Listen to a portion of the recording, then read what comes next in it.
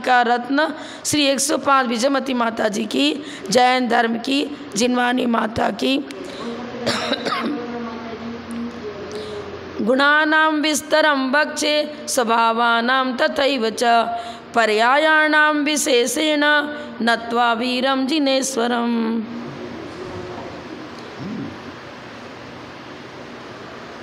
उपचरित असद्भुत व्यवहार के भेद बता रहे थे 213 नंबर सूत्र में, उसी की चर्चा चलेगी। तत्वार श्रद्धानम सम्यक दर्शनम, ये भी उपचरित असद्भुत व्यवहार का विषयभूत सूत्र है। माने सम्यक दर्शन की परिभाषा यहाँ पर किस नय से बताई गई है?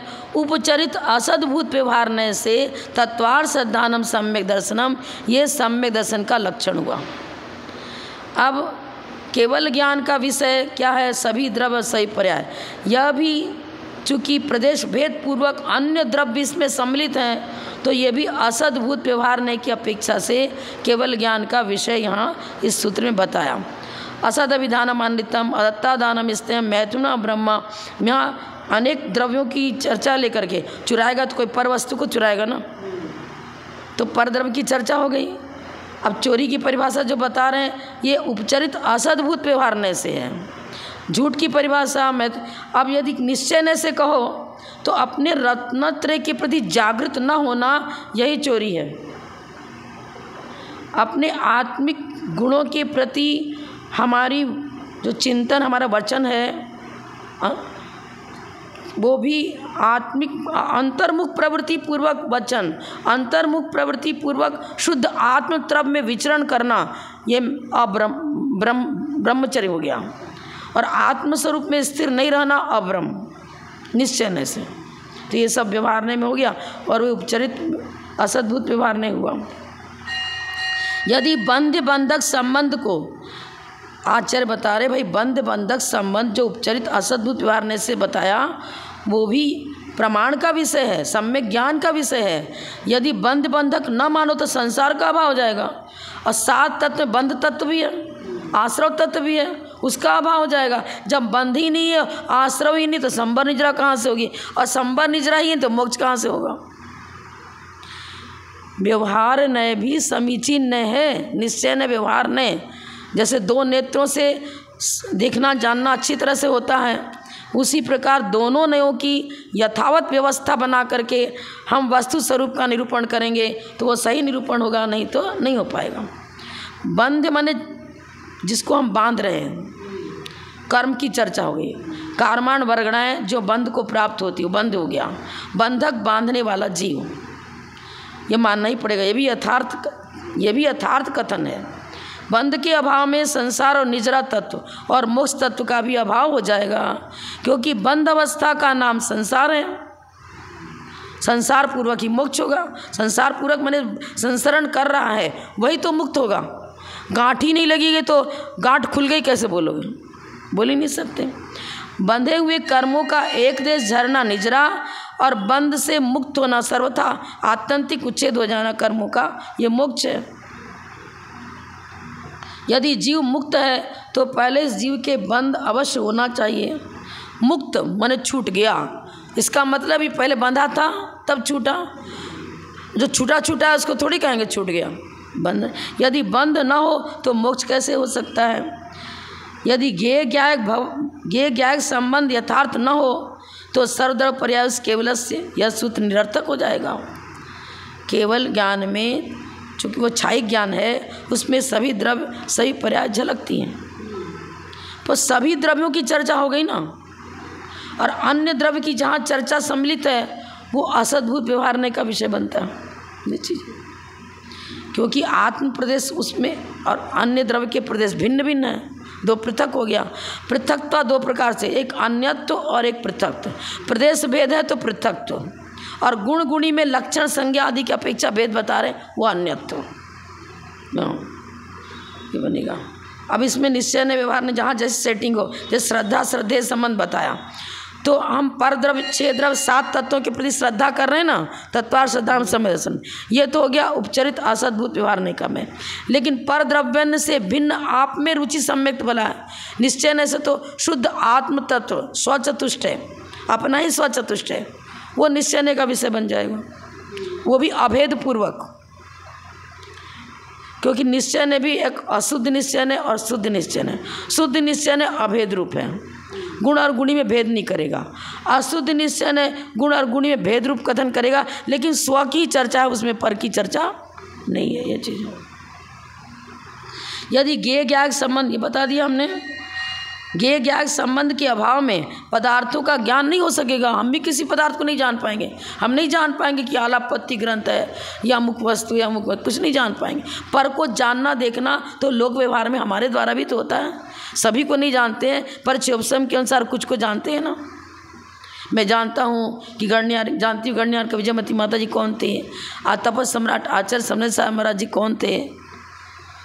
तो ये सब जो हम छावसमिक ज्ञान की अपेक्षा भी जो पर को जान रहे हैं, वो भी तो ज्ञेय ज्ञायक भाव हो गया ना, तो उसमें भी यही लगेगा उपचरित असद्भूत व्यवहार में।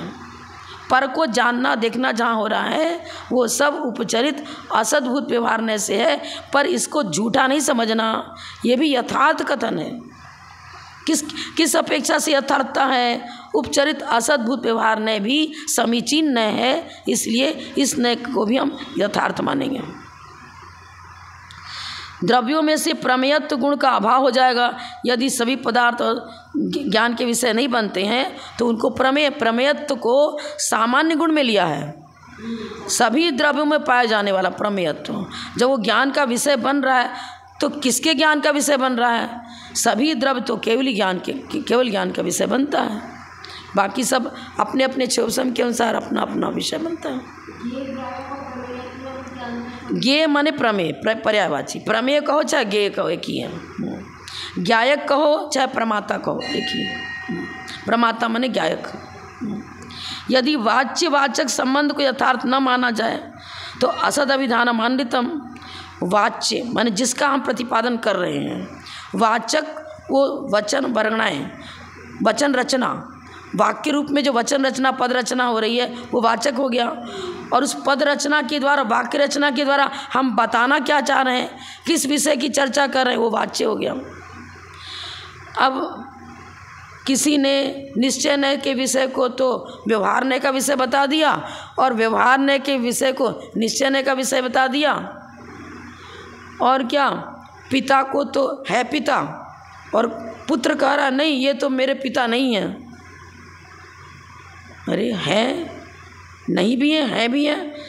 व्यवहार नय की भूमिका में तो पिता हैं, और उल्टा सीधा नय विवक्षा लगाए बिना प्रमाण नय निक्षेप के अनुसार कथन है तो वो सही वचन होगा, यथार्थ कहलाएगा। और प्रमाण नय निक्षेपों में उल्टा सीधा करके कथन कर रहे हैं तो वो सब असद अभिधानमन्वितम, वो भी झूठ हो गया, असत्यार्थ हो गया। जैसे कि हमने कल बताया था कि भैया जिसका जो गुण स्थान है, चुल्लक को चुल्लक की तरह विनय देना, प्रतिमाधारी 2 प्रतिमाधारी 5 प्रतिमा भी है उनका उस प्रकार उनकी विनय करना, आरिका की उपचरित उनका उपचार से महाव्रत है उनको उसी प्रकार स्थान देना, आगम में उनकी नवधा भक्ति का कथन है और हम कहें नहीं होता है तो ये भी असद अभिधानमान्वितम हो गया, आगम के विरुद्ध बोलना हो गया, असद अभिधान में गर्भित हो जाएगा ये कथन। MC पीरियड में है, आरिका बिना पीछे गमन कर रही, आगम विरुद्ध है, ये भी असद अभिधान। इस प्रकार का कथन करना कि नहीं आप पीछे छोड़ दो, गलत है। ठीक है, अब मार्जन के लिए कपड़ा भी देते हैं, पीछी भी देते हैं, लेकिन जब आपने दीक्षा के समय उनको पीछिका दी है फिर बाद में कपड़ा देने से क्या मतलब?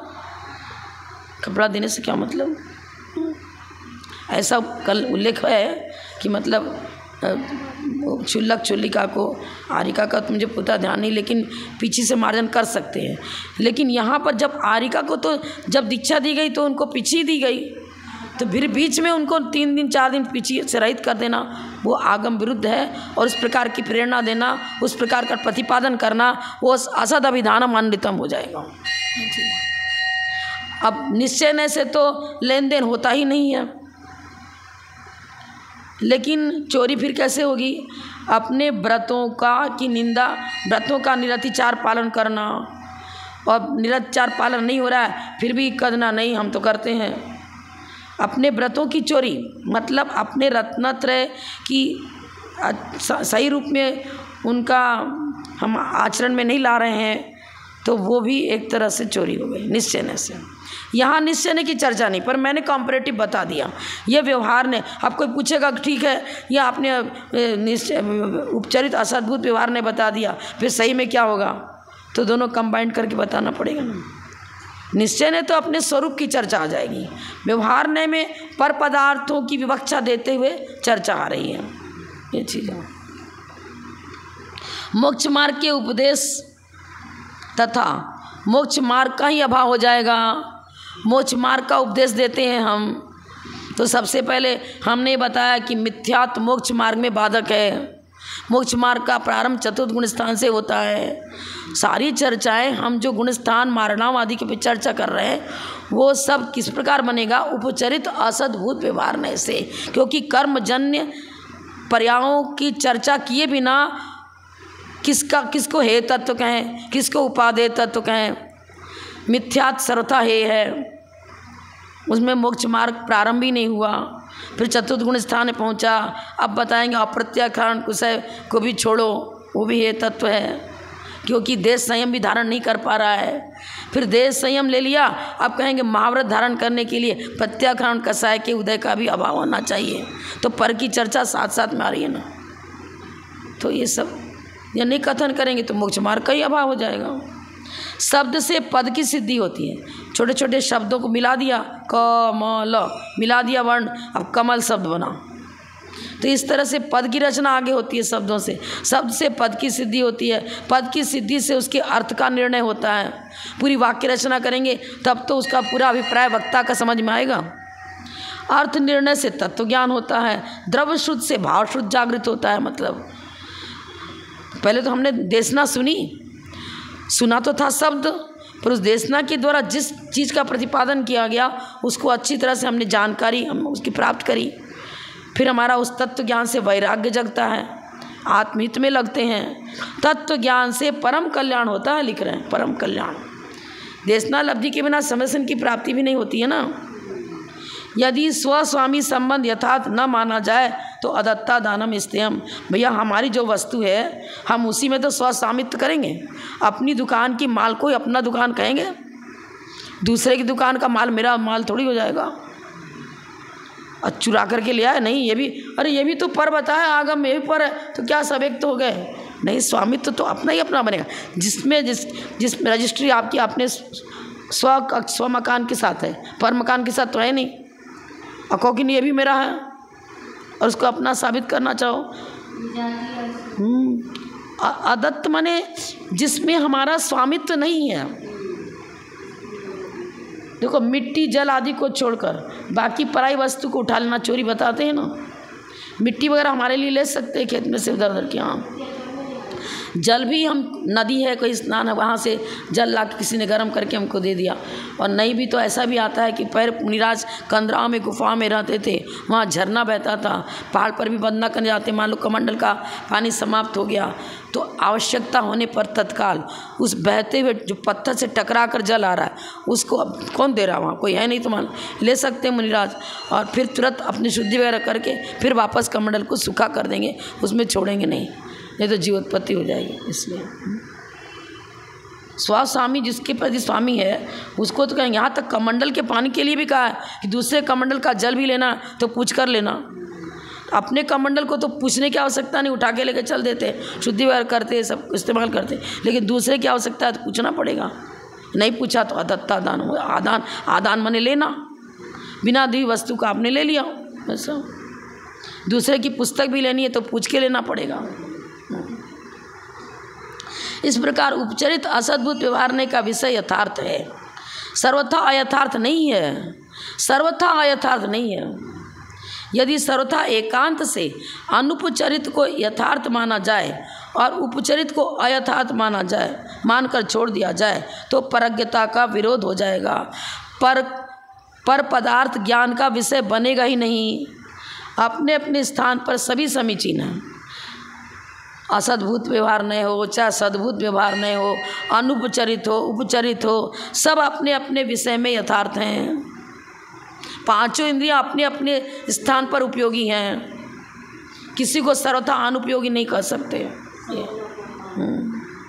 इस प्रकार आगम नय का निरूपण समाप्त हुआ। अब बता रहे अध्यात्म भाषा से नयों का कथन। अध्यात्म और आगम में क्या अंतर है? आगम में 6 द्रव्य 7 तत्व 9 पदार्थ, उसमें किसी को भी गौण मुख्य नहीं करते हैं। आगम में जीव द्रव्य की चर्चा की जा रही है तो जीव की सारे गुण स्थानों की पूरी चर्चा की जाएगी, और पुद्गल द्रव्य की चर्चा कर रहे हैं तो पुद्गल की शुद्ध उसकी पर्याय क्या है, अशुद्ध पर्याय क्या है, सबकी चर्चा करी जा रही है। 6 द्रव्य 7 तत्व सबका जैसा स्वरूप है वैसा ही प्रतिपादन, किसी को मुख्य किसी को गौण नहीं कर रहे हैं हम। स्वरूप में तो किसी को गौण मुख्य किया ही नहीं जाता, ये तो कई बार मैं बता चुकी। स्वरूप में गौणता मुख्यता नहीं होती है, कथन करते समय गौणता मुख्यता होती है। एक नए का जब प्रयोग करते हैं तो किसी एक धर्म को मुख्य बनाते हैं, अन्य को गौण करते हैं। अब आगम में 6 द्रव्यों का निरूपण बराबर से किया जा रहा है। अब अध्यात्म क्या कहेगा? आपने 6 द्रव्य 7 तत्व को जान तो लिया, पर मोक्ष मार्ग में प्रयोजनभूत तो निज आत्म तत्व हुआ। अध्यात्म आत्म द्रव्य की शुद्धि किस प्रकार हो सकती है? अन्य को गौण करेंगे उस समय। शुद्ध आत्म तत्व में अंतर्मुख प्रवृत्ति बनानी पड़ेगी। अब हम ये नहीं सोचेंगे पुद्गल किसे कहते हैं, उसका गुण धर्म क्या है, सब पहले हमने आगम से जान लिया। अब आगम से जानने के बाद अब उसमें भेद विज्ञान जागृत करना है। भेद विज्ञान जागृत करने के लिए अध्यात्म चाहिए। पर को पर जानो, स्व को स्व जानो। अधि प्लस आत्म अध्यात्म, अधिकृत निज आत्म तत्व को अधिकृत करो, निज आत्म तत्व की ओर बढ़ो, उसको प्रमुखता दो। भैया गांठ लगी है जब तक, तब तक तो ये जानने की कोशिश करते कि फंदा कहाँ से लगा है, उधर से जानना फिर उसको खोलना, जानना फिर खोलना, जानना फिर खोलना। अब आगम से हमने सब जाना, ठीक है। अब क्या है? आश्रय और बंध, ये तो हमने गांठ का एक दृष्टांत रूप में उदाहरण दिया।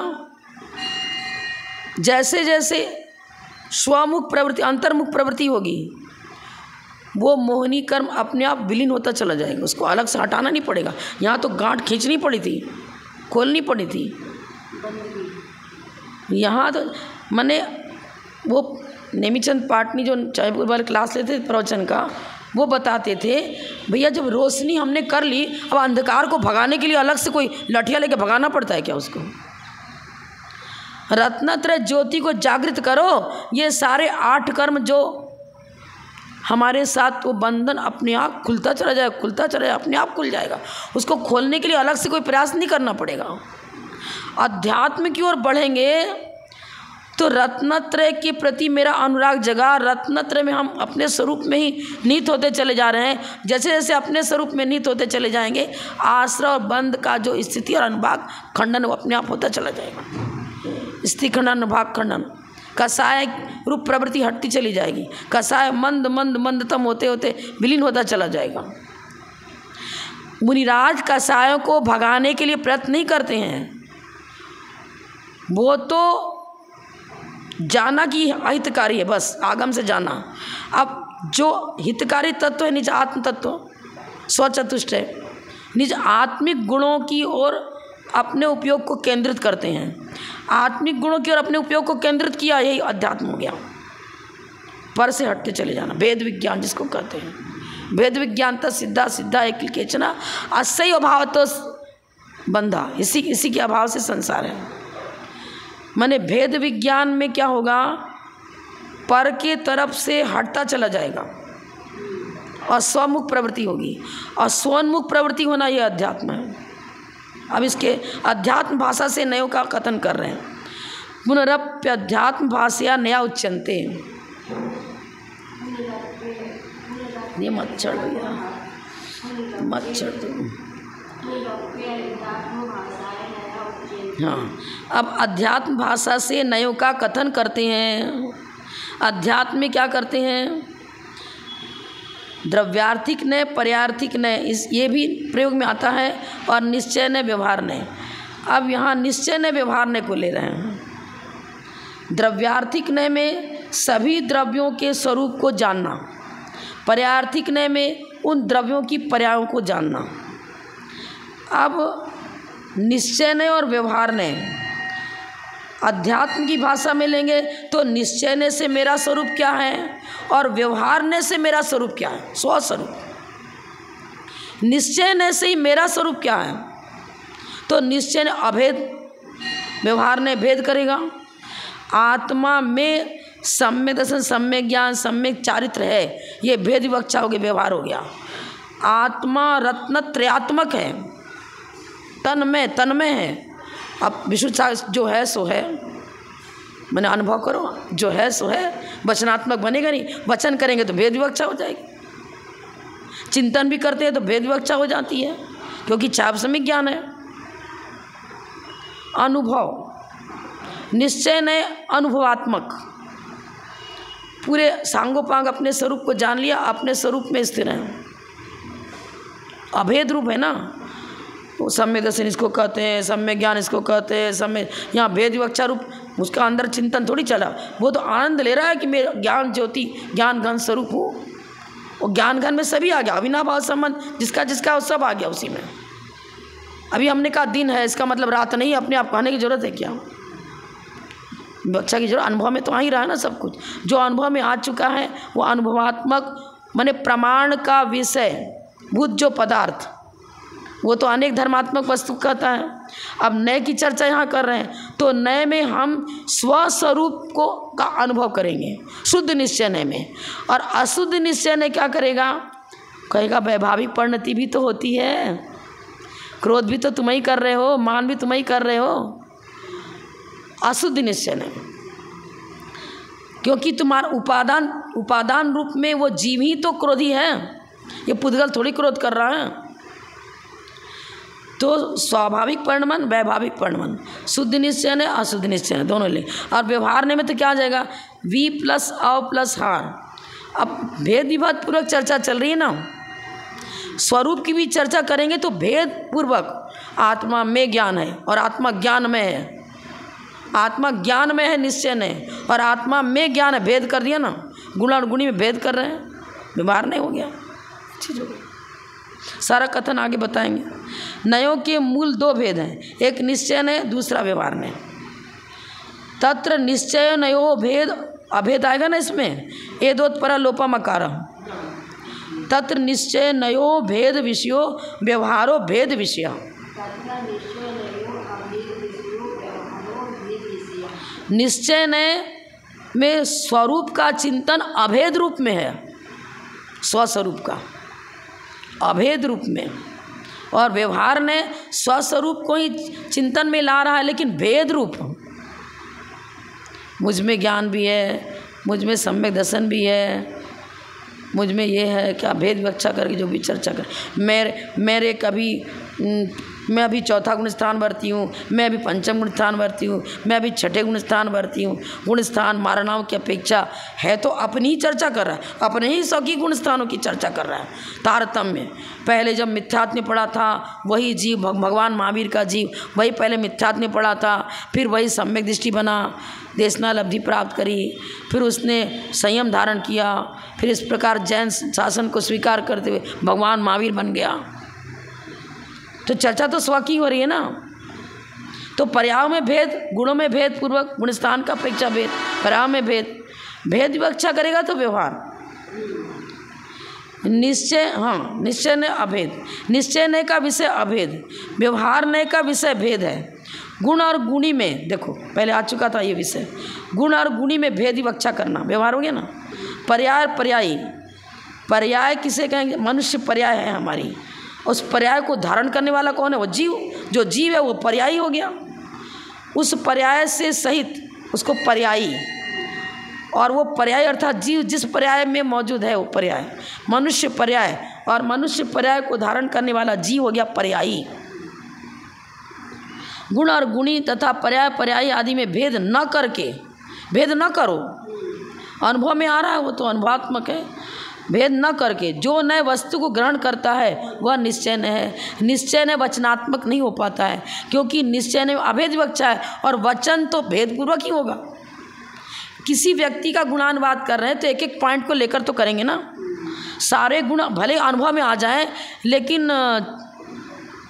जब वचनात्मक चिंतन होगा तो ही भेद, अंतर्जल और कथन होगा तो ही भेद। लड्डू खा रहे हो, उसमें बेसन का स्वाद भी आ रहा है, शक्कर का स्वाद भी आ रहा है, घी का स्वाद भी, अनुभव हो गया। जो अनुभव है वो तो निश्चय हो गया।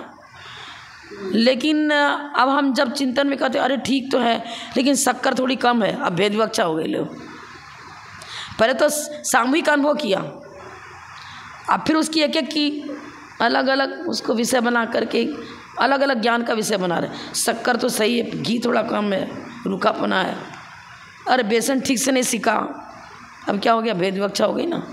चर्चा तो उसी लड्डू की है पर भेद विवक्षा पूर्वक चर्चा हो रही है ना। और मुंह में डाला था तो अभेद रूप उसका स्वाद आ रहा था। अभेद रूप स्वाद लेंगे तो अभेद स्वाद आएगा, भेद रूप स्वाद लेंगे तो भेद स्वाद आएगा। ये तो हमारे ऊपर है। हाँ, निश्चय ने तो अनुभवात्मक है। अब निश्चय ने अभेद रूप पहले ही बता दिया, परिभाषा में बता रहे हैं ना। निश्चय नय का विषय अभेद है, सीधे बता दिया। व्यवहार नय का विषय भेद है। जो नए वस्तु को भेद न करके जो नए वस्तु ग्रहण करता वह निश्चय है। गुण गुणी के भेद द्वारा अथवा पर्याय पर्याय के भेद द्वारा जो नए वस्तु को ग्रहण करता है वह व्यवहार नय है। व्यवहार नय साधन है, निश्चय नय साध्य है, क्योंकि अपेक्षाकृत। फिर निश्चय नय साधन हो जाएगा और निज शुद्ध आत्म तत्व में जब स्थिर होकर के श्रेणी आरोहण करेगा तब धीरे धीरे नयातीत अवस्था होती चली जाएगी। नयातीत अनंत भगवान किसी नए का आश्रय नहीं लेते हैं, वो तो आत्मिक गुणों का अनुभव कर रहे हैं, किसी नए का प्रयोग नहीं है वहाँ पर। तो केवल ज्ञान सकल प्रत्यक्ष और विकल्प प्रत्यक्ष बोलते हैं। अब सकल प्रत्यक्ष है, सारा का सारा द्रव गुण पराय सहित सब झलक ही रहा है, कोई क्यूरियोसिटी नहीं है। क्यूरियोसिटी हो तो फिर हम पूछेंगे, प्रश्न करेंगे, फिर उत्तर ढूंढेंगे। यही नहीं, वचनात्मक तो भेद विवक्षा हो जाएगी ना वो तो। गुण गुणी के भेद द्वारा अथवा पर्याय पर्याय के भेद द्वारा जो नए वस्तु को ग्रहण करता है वह व्यवहार नय है। गाथा 4 में कहा गया है कि निश्चय नय का हेतु द्रव्यार्थिक नय और व्यवहार नय का हेतु पर्यार्थिक नय। हेतु क्यों दे दिया? द्रव्य दृष्टि बनाओगे तब तो अभेद रूप स्वस्वरूप को जान पाओगे। द्रव्य का कथन करना जिसका प्रयोजन उसे द्रव्यार्थिक नहीं कहते हैं। अब द्रव्य स्वद्रव्य ले रहे हैं हम, स्वद्रव्य लेंगे तो स्वद्रव्य में तो सारे गुण पर्यावत द्रव्यम। अब गुण की विवक्षा अलग, पर्याय की विवक्षा अलग नहीं चल रही है, अभेद रूप। तो निश्चय नय का हेतु द्रव्यार्थिक नय, स्वकीय द्रव्य का आलम्बन लो। फिर स्वद्रव्य में अनेक गुण हैं, अब अनेक गुणों को हम एक साथ अनुभव में ला रहे हैं। अनुभवात्मक अनुभव में अभेद विवक्षा हो सकती है, संभव है। जैसे जैसे क्या कहें, केवल ज्ञान की भूमिका की ओर बढ़ते चला जा रहा है वो व्यक्ति, अब नई विवक्षा छूटती चली जा रही, भेद विवक्षा छूटती चली जा रही। छडाला में आता है जो ध्यान ध्याता देह का भी भेद नहीं है, वही तो निश्चय की ओर बढ़ रहे हैं। ध्यान ध्याता देह का भी अभेद रूप जब उसका परिणाम होता है तब श्रेणी आरोहण करते हैं, तब शुद्धोपयोग की भूमिका में बढ़ते हैं।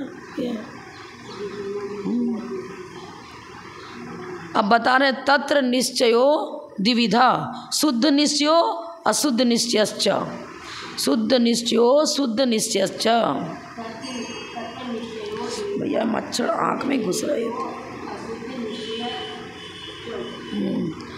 शुद्ध निश्चय नय और अशुद्ध निश्चय नय की अपेक्षा से निश्चय नय के भी 2 भेद हैं। अब जो उपाधि सहित है वो अशुद्ध निश्चय नय हो गया और जो उपाधि रहित है वो शुद्ध निश्चय नय हो गया। उपाधि सहित, अब उपाधि कर्म भी तो कर्मजन्य पर्यायों की चर्चा कर रहे हैं तो उपाधि हो गई ना। कर्मोपाधि निरपेक्ष पहले पढ़ चुके हो, वही उपाधि की तो चर्चा कर रहे हैं। कर्मोपाधि निरपेक्ष और कर्मोपाधि सापेक्ष, यहाँ भी मिलती जुलती चर्चा है। शुद्ध निश्चय नय का विषय शुद्ध द्रव्य है, कोई भी किट कालिमा किसी प्रकार की जहाँ नहीं है, ऐसा सिद्ध पर्याय में मौजूद जो केवली हैं, सिद्ध अवस्था को प्राप्त, वो शुद्ध जीव कहलाएगा। अरहंत भगवान भी पूर्णतः शुद्ध जीव नहीं है, संसारी में उनकी गिनती हो रही है। हाँ, अभी गुणस्थानातीत मारणातीत नहीं हुए। शुद्ध निश्चय का विषय शुद्ध द्रव्य, शुद्ध पुद्गल परमाणु, शुद्ध पुद्गल परमाणु पर्याय में स्थित जो पुद्गल द्रव्य, परमाणु पर्याय में स्थित जो पुद्गल द्रव्य, वो शुद्ध पुद्गल द्रव्य हुआ। परमाणु भी तो एक पर्याय हो गई ना। परमाणु पर्याय में मौजूद उन्हें उसमें जो पुद्गल द्रव्य है वो शुद्ध पुद्गल द्रव्य हुआ। इसी तरह सिद्ध पर्याय में मौजूद जो जीव वो शुद्ध जीव हुआ, सिद्ध अवस्था को प्राप्त। शुद्ध अशुद्ध निश्चय ने अभी तो रूपरेखा चल रही है। क्या चल रही है? अशुद्ध है, वैभाविक वर्णन करता है तो यह जीव ही क्रोधी कहलाता है, यह जीव ही मानी कहलाता है, मायावी कहलाता है। ये भी अशुद्ध निश्चय का विषय, क्योंकि उपादान की चर्चा ही चल रही है। जीव क्रोधी है, कर्म को क्रोधी नहीं बताया जा रहा। कर्म के उदय, द्रव्य कर्म, नो कर्म, भाव कर्म, ये चर्चा चलेगी, लेकिन मुख्यतः निश्चय ने किसको दे रहा है? जीव के अंदर विभाव रूप परमन करने की योग्यता है, तब वो जीव वैभाविक परमन करता हुआ क्रोध मान माया लोभ रूप परमन कर रहा है। अशुद्ध निश्चय का विषय उपाधि सहित हो गया ना, उसका वैभाविक परमन कर्मजन्य है, कर्मजन्य है, कर्म उपाधि सापेक्ष है। तत् निरुपाधिक गुण गुण्य अभेद विषयक शुद्ध निश्चयो यथा केवल ज्ञानादयो जीव।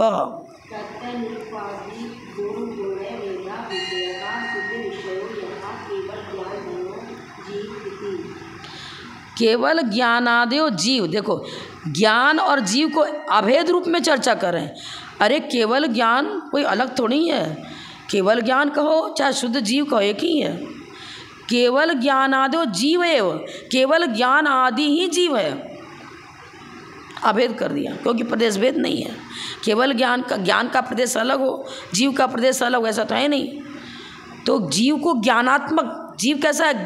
ज्ञानात्मक तद्रूप, जीव का स्वरूप क्या है? ज्ञानात्मक, केवल ज्ञानात्मक, शुद्ध की ये चर्चा है ना, तो केवल ज्ञानात्मक ये हो गया निरुपाधि, उपाधि रहित चर्चा है। गुण और गुणी में अभेद, यहाँ संधि विच्छेद करो, गुण न संयुक्त है, ई वर्ण यम प्रत्यय असवर्ण परे, ई और अ मिल करके यह हुआ है। गुण प्लस गुणी प्लस अभेद, गुण गुणी अभेद, निह र का विसर्ग हो जाएगा, निह उपाधिक, उपाधि रहित, निह माने रहित, निष्कासन हो गया, सभी उपाधियों का निष्कासन, सभी उपाधियों से रहित, पहला विशेषण ये। फिर गुण और गुणी में भी अभेद, ई वर्ण यहाँ पते असवर्ण पर, इको अणचि सूत्र है ना। गुण और गुणी में अभेद विवक्षा जहाँ चले और कोई प्रकार की उपाधि भी वहाँ मौजूद नहीं है, कर्मजन्य आदि उपाधियाँ, वो शुद्ध निश्चय नहीं हुआ। जैसे जीव केवल ज्ञानात्मक है, केवल ज्ञान शुद्ध जीव की पर्याय है, ज्ञान गुण की शुद्ध पर्याय, ज्ञान गुण की शुद्ध पर्याय है। अब यहाँ केवल ज्ञान ही लिया, सामान्य ज्ञान क्यों नहीं लिया? सामान्य ज्ञान में तो मध्य ज्ञान शुद्ध ज्ञान अनेक पर्याय सम्मिलित है ना, इसलिए केवल ज्ञान को ही लिया। शुद्ध जीव होगा तो पर्याय भी ज्ञान की शुद्ध होगी। यदि अशुद्ध ज्ञान में पड़ा है तो वो जीव भी शुद्ध नहीं कहा जाएगा और ज्ञान भी शुद्ध नहीं कहा जाएगा। ज्ञान भी शुद्ध तब कहा जाएगा जब जीव और उसका ज्ञान दोनों की शुद्धि एक साथ होगी,